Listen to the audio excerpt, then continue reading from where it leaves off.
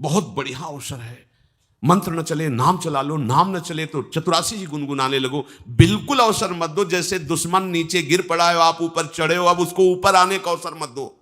ऊपर आने का अवसर दिया तो अब आपको ऊपर आने का अवसर दुश्मन नहीं दे पाएगा। ध्यान रखना, एक बार अगर आप मन चढ़ गया आपके ऊपर और मनमानी आचरण करा लिया तो आपको भजन लायक नहीं रखेगा, क्योंकि वो समझ चुका है कि तुम ऐसी जगह पहुंच चुके हो कि अगर अब हम इसको हरा ना पाए तो मुझे जिंदगी भर इसका गुलाम बनना पड़ेगा। मन ने देख लिया है कि अब हम मारे जाएंगे, अब मुझे मरना पड़ेगा, तो वो आखिरी कोशिश करके आपका नाश करेगा। बस आप सावधान हो जाओ। इस समय आपके घुटने उसकी गर्दन के ऊपर है, ऐसा समझो, क्योंकि सदगुरु आश्रय, संत आश्रय, सत्संग, नाम धाम आश्रय। अब वो विचलित हो रहा है, भड़बड़ा रहा है। कोई तो मिले ऐसा, थोड़ा तो हमें जीवन दान दे, क्या विषय भोग, थोड़ा तो मुझे विषय सेवन करने को मिले।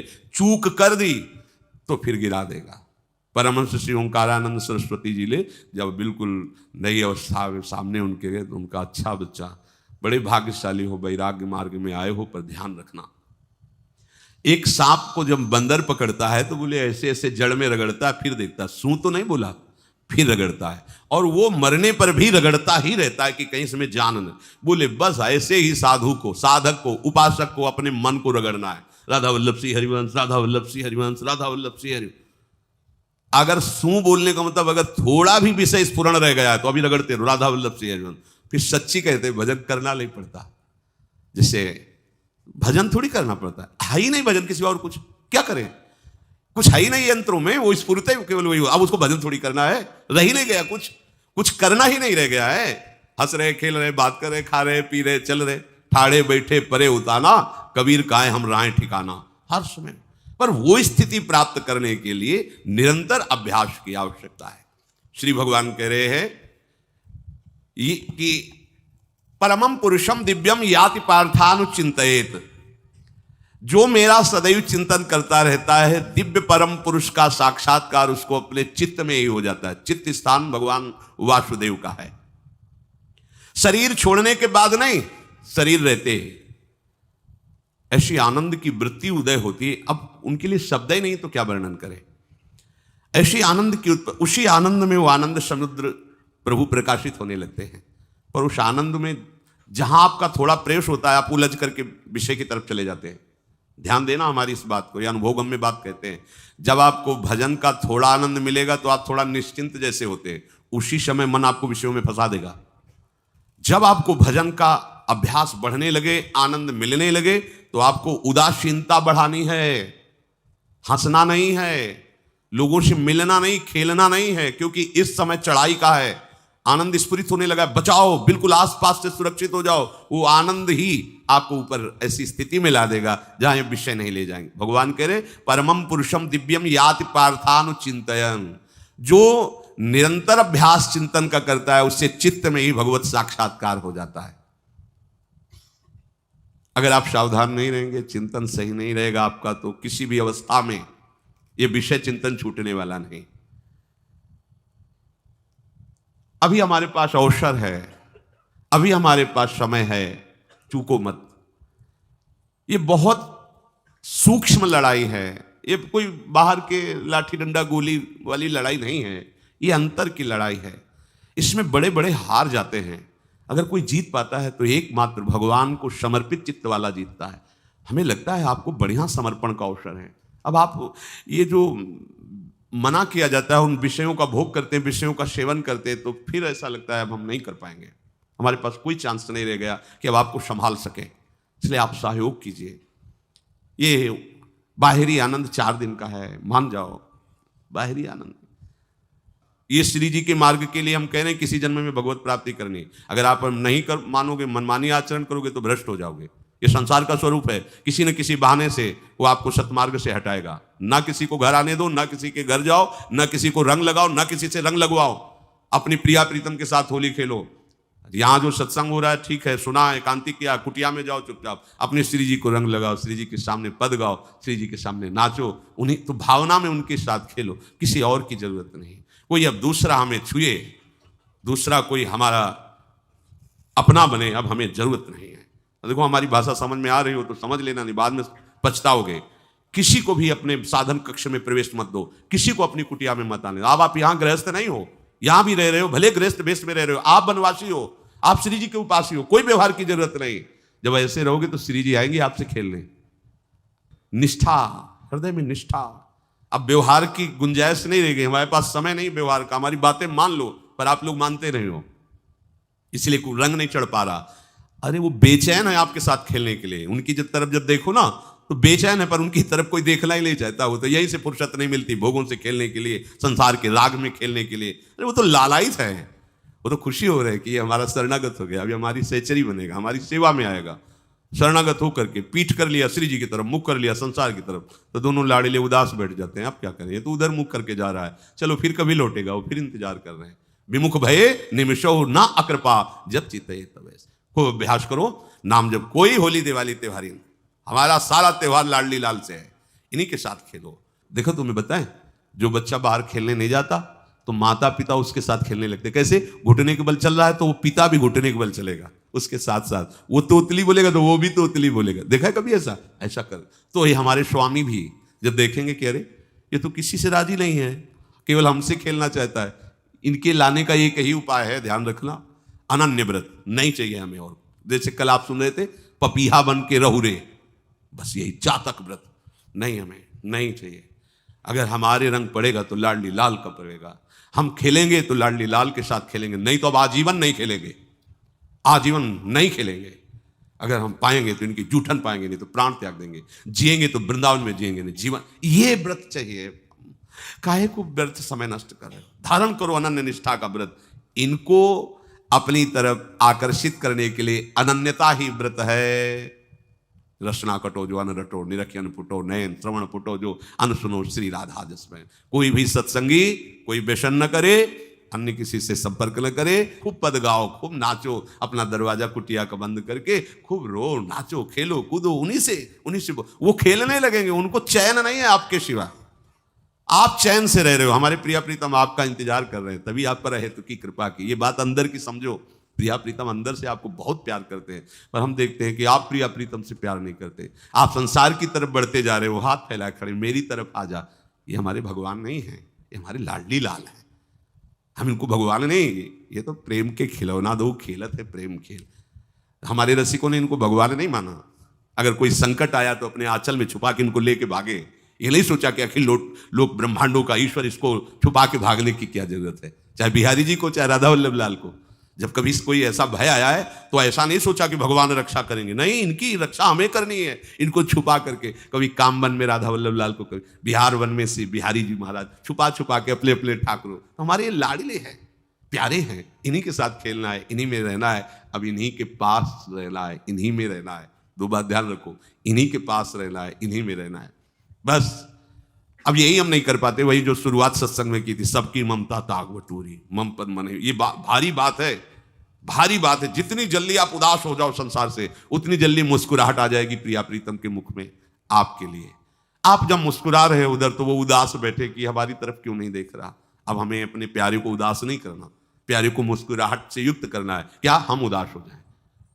ताते मौन रहे वो उचित है, जगते भयो फिरे बैरागी, वृंदावन रस में अनुरागी। इसलिए खूब चिंतन परायण रहो, कोई भी विषय का सेवन ऐसा ना करो जो आपकी बुद्धि भ्रष्ट कर। कोई आपने ऐसा गंदा व्यसन, गंदी बात, गंदी चेष्टा, आप परसों नरसों, फिर आगे क्या? आपका जो साधन मार्ग वो ढक जाएगा, फिर प्रमाद छा जाएगा। हमें किसी भी उत्सव में, किसी भी उत्साह में अपनी प्यारी जो की अनन्यता और सिद्धांत को नहीं छोड़ना, अपने मार्ग में चल। ये अध्यात्म है, अध्यात्म। ये दान पुण्य की बातें नहीं है, ये लोकांतर में भटकने की बातें नहीं है, सीधे भगवत प्राप्ति की बातें हैं। यत करोषि, जो भी तुम करोगे वो तुम्हें अपने आराध्य देव के लिए करना है, आराध्य देव को समर्पित करना है। देहाभिमान अभी कुछ ही समय में गलित हो रहा है, ऐसा आपको अनुभव होने लगेगा। कैसे समझेंगे देहाभिमान गलित हो रहा है? जब आपका अपमान हो और आपको कोई फर्क ना पड़े, आपका सम्मान हो, आपको कोई हर्ष नहीं हुआ, बड़ा लाभ हो गया, कोई सुख नहीं हुआ, बड़ी हानि हो गई, कोई दुख नहीं हुआ। शरीर स्वस्थ है, कोई हर्ष का विषय नहीं, शरीर अस्वस्थ है, कोई शोक का विषय नहीं। यह है देहाभिमान गलित होने का स्वरूप। यत करोषि, तो जो भी हम करें, पापाचरण भी करें तो श्री भगवान को अर्पित कर दें। बोले नहीं, तस्मात् शास्त्रम प्रमाणम ते कार्याकार्यो व्यवस्थितो। जो तुम्हें करना है उसमें प्रमाणित कार्य करने हैं शास्त्र के अनुसार। यत करोषि, अब जो भी करोगे शास्त्र सम्मत करोगे और प्रभु को समर्पित करोगे, देहाभिमान बहुत जल्दी गलित हो जाएगा। यदश्नाशि अशन भोजन, जो भी पाओगे पहले प्रभु को भोग लगाओगे, देहाभिमान गलित हो जाएगा। मान लो मेरी बात, ये सब 4 दिन के उत्सव, 4 दिन की चांदनी है। शोक समाज पूरा तैयार हो रहा है हमारे ऊपर आक्रमण करने के लिए। तुम्हें क्या पता, शोक का अंधेरा छाने के पहले ही व्यवस्थित जहां पहुंचना है वहां पहुंच जाओ, फिर अंधेरा छा जाएगा, कोई फर्क नहीं पड़ेगा। अभी आप यात्रा ही नहीं प्रारंभ किए हैं और अंधेरा आ गया तो मार्ग ढक जाएगा और जीवन व्यर्थ चला जाएगा। कुछ भी मत खाओ। कैसी धूर्तता हमारी बुद्धि में बैठी है। रसेंद्री की तृप्ति के लिए हम गुरुजनों की आज्ञा को रौंद करके चंद विषयों का सेवन करते हैं। धिक्कार है जीवन को। यदि आज्ञा उल्लंघन करके अमृत भी पीने को मिले तो विष हो जाएगा, ध्यान रखना। इंद्रियों की चाटुकारिता करते हद हो गई। अरे संसारी पुरुष में ऐसा देखे तो चलो, लेकिन जो भगवत मार्ग के पथिक, धिक्कार तुम्हारे जीवन को। प्रियाजू को बिना भोग लगाए अर्पित किए तुम पाने के लिए उत्साहित कैसे हो रहे हो? जिन वस्तुओं को निषेध किया गया है उनकी तरफ स्वप्न में भी अगर गति हो तो जलन होनी चाहिए कि स्वप्न में भी हमने कैसे स्वीकार कर लिया। कभी कभी ऐसा लगता है कि भगवत प्राप्ति बहुत कठिन है, ये समझने वाले नहीं। मेढक को तौलने का अगर हमें आदेश मिले तो तौलना बहुत कठिन है। 5 रखो, 2 उधर चिटक के चले गए, उनको घसीटो तो 3 पहले वाले फिर उतर के चले, ऐसे है। सावधान हो जाओ। ये आज्ञा का उल्लंघन तुम्हारे लिए नारकी गति का काम करेगा। अगर आज्ञा है कि अमृत नहीं पीना तो मत पीना, नहीं वो विष हो जाएगा। और अगर आज्ञा है विष पी लीजिए तो गरल सुधा रिपु करहि मिताई, गोपद सिंधु अनल शीतलाई, वो विष अमृत हो जाएगा। तुम्हारा शत्रु तुम्हारा मित्र हो जाएगा। ये भाव समुद्र गाय के खुर के गड्ढे के समान हो जाएगा। आज्ञा पालन बहुत बड़ी सिद्धि है। ये मूढ़ता का त्याग कीजिए। आप जानते हो, जानते नहीं है? नहीं, तुम नहीं जानते हो, तुम्हें वो जान रहे हैं। अगर तुम अपना आनंद चाहते हो, सुख चाहते हो तो आज्ञा पालन करो। इसी से देहाभिमान गलित होगा। तुम्हारी एक एक वृत्ति उस सर्वात्मा प्रभु बैठे देख रहा है और उन्हीं के रिझाने के लिए तो तुम्हें मानव देह मिली, भगवत मार्ग मिला। ये ध्यान रखो, एक बार भी बिना भोग अर्पित किए हुए जो पाओगे वही तुम्हारी बुद्धि भ्रष्ट कर देगा। देख लो आंख खोल के कैसे बुद्धि भ्रष्ट होती है। वो अपने आराध्य देव इष्ट देव की ही निंदा करने लगता है, आराध्य देव इष्ट देव के विपरीत चलने लगता है। ये बुद्धि गिरी मतलब सर्वनाश। जो शास्त्र में कहा गया है, कामः संजायते क्रोधा क्रोधा स्मृति विभ्रमा स्मृति भ्रंशात् बुद्धिनाशो, बुद्धिनाश को ही कहा गया प्रणश्यति, नष्ट हो गया, वो किसी काम का नहीं। यत करोषि, जो भी कर रहे हो वो प्रभु के लिए हो और प्रभु को अर्पित करो। यदश्नाशि, जो भी असन भोजन करते हो, जो भी तुम्हारी जिह्वा में जाए, अगर तुम इसी जन्म में भगवत प्राप्ति करना चाहते हो तो बिना भोग लगाए मत पाना, मान लीजिए। फिर कह रहे यज्जुहोषि, जो भी तुम हवन का तात्पर्य होता है भागवतिक कार्य करते हो वो प्रभु को अर्पित कर दो, बड़ा सुख मिलेगा। जो तुम ददाशी, किसी को भी कुछ भी देते हो प्रभु को दे दीजिए। देने के पहले उसमें भाव कीजिए राधा वल्लभ लाल इसके हृदय मंदिर में बैठे हैं। अब भोजन जल वस्त्र जो भी आपको उसको दिया तो उस व्यक्ति को नहीं दिया, सीधे ठाकुर जी को दिया, राधा वल्लभ लाल को दिया। यत तपस्यासी, जो भी तुम तपस्या कर रहे हो, काम वेग को सह रहे हो, क्रोध को सह रहे हो, गर्मी सर्दी सह रहे हो, अनुकूलता प्रतिकूलता सह रहे हो, ये भी प्रभु को अर्पित कर दो। भगवान आदेश कह रहे हैं तत्कुरुष्व मदर्पणम। ये सब मेरे को अर्पित करने का मतलब मेरी पूर्ति नहीं हो जाएगी, तेरी पूर्ति हो जाएगी। भला ये सब नदियां समुद्र में गिरना बंद कर दें तो समुद्र घट जाएगा क्या? यद्यपि समुद्र प्राकृतिक है, चिदानंद नहीं। भगवान तो चिदानंद समुद्र है। कोई भी नदी चाहे बाढ़ युक्त जाके गिरे या गिरना बंद कर, समुद्र में कोई फर्क नहीं पड़ता। इसीलिए सेवक जी ने कहा है, मांगो मन मनुष्य दासी अपनी कर, पूर्ण काम सदा हृदयम। हे पूर्ण काम प्रभु, यद्यपि आपको मेरी जरूरत नहीं है, पर मैं अपने लिए मांग रहा हूं कि अपनी दासी बना लीजिए। मद भक्तो मईश्वरे सर्वज्ञे परम गुरु वासुदेवे समर्पित सर्वात्म भावः यत् पश्यति शृणोति स्पृशति वा सर्वमेव भगवान वासुदेवः इत्येवं गृहाविष्ट बुद्धिर मद भक्तः शन एतत् यथोक्तम सम्यक दर्शनम विज्ञाय मद भावाय मम भावो मद भावः परमात्म भावस्तस्मै परमात्म भावो योपपद्यते युज्यते घटते मोक्षम गच्छति। वेद कहता है, भगवान की वाणी, मद भक्तो, जो मेरा भक्त हो गया है। अभी हम देह भक्त हैं, भोगों के भक्त हैं, विषयों के भक्त हैं, काम क्रोध लोभ मोह जब जो चाहता है हमें परास्त कर देता है। लेकिन जो मद भक्त हो गया उसको नहीं। बाहरी वेश परिवर्तन से मद भक्तो नहीं होता। कभी कभी हंसी आती है कि अमृत कुंड को छोड़ करके मल कुंड का स्वाद लेने के लिए कितना लालायित है जीव। कैसी मंद बुद्धि, मतलब एकदम लगता है कि वाह प्रभु आपकी है विचित्र माया है। ये इधर कूदे तो अमृत कुंड है, इधर कूद रहा है मल कुंड है। वो जानबूझ करके अमृत को त्याग करके मल कुंड में जा रहा है, जहां हमारी प्यारी जी और प्यारे जी की ऐसी सुख वृत्ति है। वेणु कानन कुणित श्रवण सुंदर सुनत मुक्ति सम सकल सुख पाए पग पेलिरी। मोक्ष सुख को भी लात मार करके जिस सुख में बढ़ा है, कैसा कैसा तुम्हारा आश्रय है। हमारे युगल सरकार का ऐसा सुख है कि मोक्ष सुख थूक देने योग्य हो जाता है, और आप युगल सरकार को एक तुच्छ विषय के लिए छोड़ देते हैं। कैसे भक्त हो तुम, कैसे हो तुम? खुद प्रश्न करके देखो। कभी तुम्हें अपने ऊपर धिक्कार नहीं आता? अपने को बहुत चतुर समझते हो, अपने को बहुत प्रवीण समझते हो कि कोई नहीं जानता हम क्या खाते हैं, कोई नहीं जानता हम कहां जाते हैं, कोई नहीं जानता हम कैसे खिलाड़ी हैं कि खेल रहे हैं। अरे पागल, तू कैसा खेल रहा है। ये जगन नाटक वैभवा, वो बैठे हुए डायरेक्टर सब कुछ देख रहा है और तुम्हारी कहानी लिख रहा है। बहुत होश में हो जाओ, हर समय तुम दृष्टि में हो, ऐसा मत समझो। मद भक्तो मईश्वरे सर्वज्ञ, समझ मैं सर्वज्ञ हूं, मैं सब कुछ देख रहा हूं। परम गुरु, मैं गुरुओं का भी गुरु, परम गुरु हूं। भगवान बोल रहे वो है, वही परम गुरु है, क्योंकि गुरु शब्द ही उन्हीं के आगे है, दूसरा कोई नहीं, कोई है ही नहीं दूसरा ना कोई, वही परम गुरु है, क्योंकि उनके सिवा कोई है नहीं, वही है परम गुरु। बड़े करुणा में है। अगर ये सोचा जाए कि भगवान की वाणी और गुरु की वाणी अलग है तो भ्रम है आपको। भगवान की वाणी गूंज रही है, पकड़ो।